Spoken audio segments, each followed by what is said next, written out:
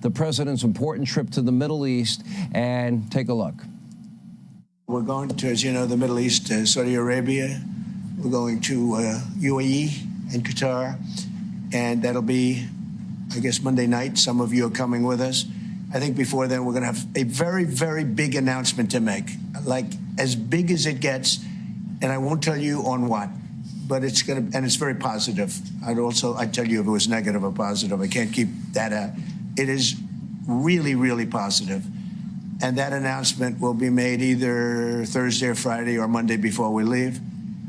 But it'll be one of the most important announcements that have been made in many years about a certain subject, very important subject. Now, this is much more than the looming truce between the U.S. and the Houthi rebels out of Yemen that the president announced earlier today. So pay close attention to the White House this week because big things clearly are in the works. Now, unfortunately, this does not apply to Canada.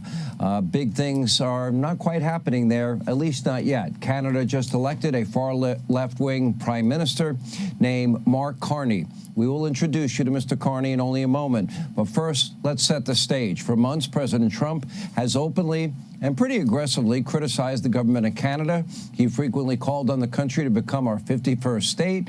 He mocked their old prime minister, Little Justin, as I affectionately referred to him, calling him Governor Trudeau, and even imposed heavy reciprocal tariffs against our neighbors to the north. And despite all of this, Canada's newly elected prime minister, in many ways forced to swallow his pride and travel to the White House and meet with the president. Here's a simple truth to our friends in Canada. And as the president did reiterate many times today, they are our friends from Canada. They will continue to be our friends. But Canada absolutely needs the United States for their very survival. As the president rightly pointed out, right to Carney's face, we don't really need them for anything. Take a look. We don't really want cars from Canada.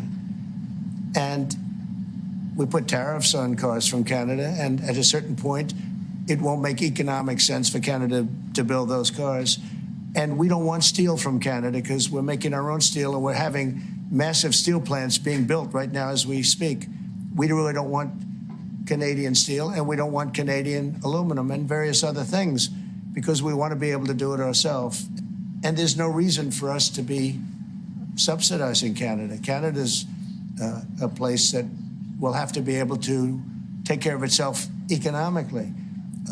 I assume they can. We protect Canada militarily, and we always will. We're not going to, that's not a money thing. But we always will. But